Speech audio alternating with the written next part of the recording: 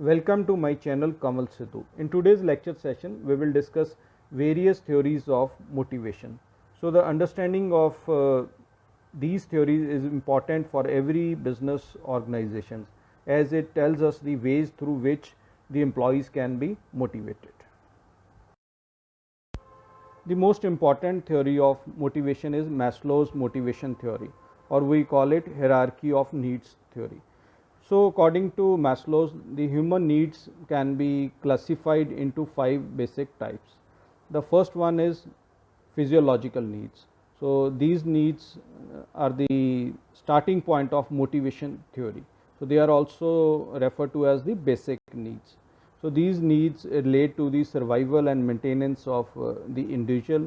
These needs can be in the form of food, clothing, shelter, water, and other things which are necessary for the life. Then come the safety and security needs. So, after satisfying the physiological needs, people want the assurance of maintaining a given economic level. So, the needs like job security, security of source of income, then insurance against risk, all are covered in the safety and security needs. Once the second level is satisfied, the human being or the employees strive to satisfy their social needs. As we know that every individual wants to belong to a social group where his emotional needs of love, affection and friendship are satisfied. So social needs can be satisfied by being in the company of friends, relatives or other group such as work groups where the employee feels socially attached. So, if these kind of social needs are not satisfied, then it may affect the mental health of the employee or the individual. The fourth kind of needs are the esteem needs, or we call it self-esteem needs, which are concerned with the self-respect, self-confidence, then participation, appreciation, or prestige. These needs give individuals a sense of self-worth and satisfies their ego. At the top of this hierarchy is the need for self-actualization, or we call it the need to fulfill what a person considers to be his mission of his life. So, after all his other needs are fulfilled, a man has a desire for a personal achievement. He wants to do something which is challenging, and since this challenge gives him enough push and initiate to work, so it is a beneficial for him and the society. The sense of achievement gives him a sense of physiological satisfaction. So, these are the 5 needs for which the employee or the individual works according to Maslow's. Second type of motivation theory is the Aldford's ERG theory. So, this is basically similar to Maslow's need hierarchy theory. The ERG theory, which is developed by Aldford, basically combines the 5 needs given by Maslow into 3 needs. So, the first type of needs are the existence needs. So, the existence needs combine the physiological and the safety needs which were given by the Maslow's theory.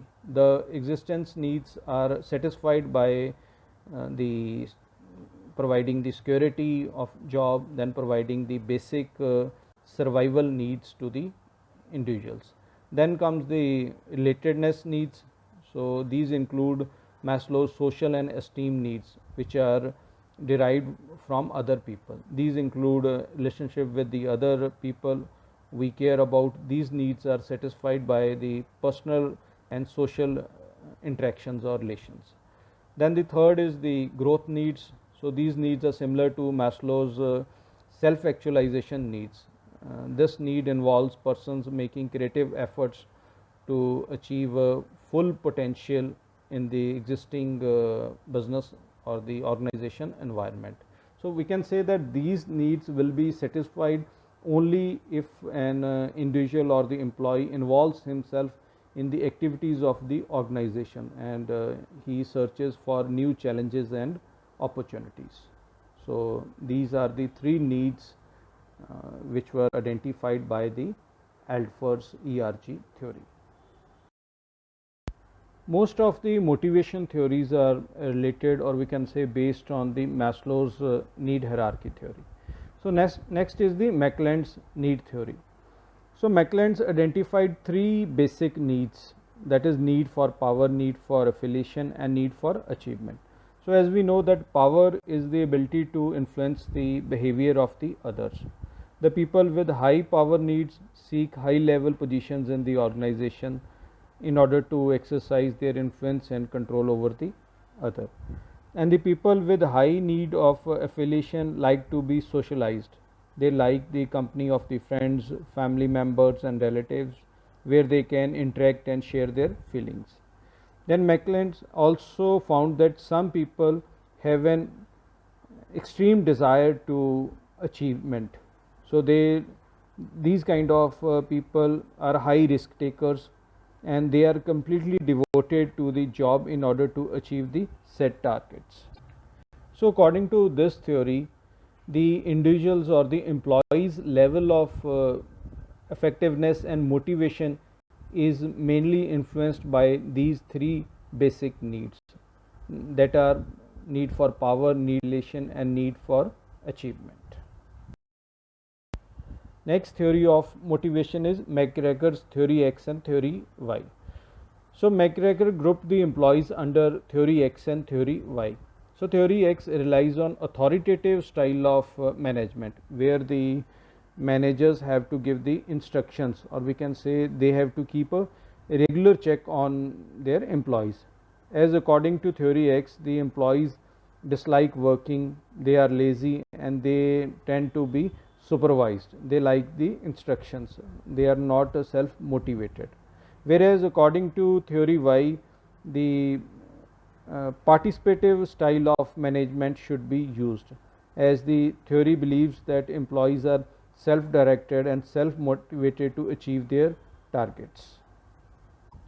So we can conclude that theory X and theory Y are two contradictory models that depict the set of assumptions a manager holds for his employees.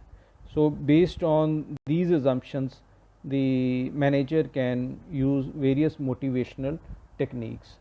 But many of the managers nowadays use theory Y, which produces better performance and results as compared to theory X. It allows people to grow and develop. These are some of the other motivational theories. The first one is Adams equity theory. So as per this theory, the people maintain a fair relationship between their performance and rewards in comparison to others. An employee gets demotivated by the job in case his inputs are more than his outputs. So we can say that the individual is said to be highly motivated if he perceives to be treated fairly in comparison to the others. So this is the Adams equity theory of motivation. The next is reinforcement theory of motivation. So this theory states that human behavior is a function of its consequences. The individual is likely to repeat those actions having the positive consequences and will avoid those behaviors that result in negative consequences. The rewards can lead to positive consequences. Then the third one is the most famous carrot and stick approach to motivation. So this is the traditional theory of motivation. It states that individuals' performance can be improved sometimes with the rewards or other non-financial motivators, and sometimes the punishment or the fear can also motivate the people. The carrot in this case depicts the reward, whereas the stick depicts the punishment. So these are some of the theories that are mostly employed by the businesses in order to motivate their employees.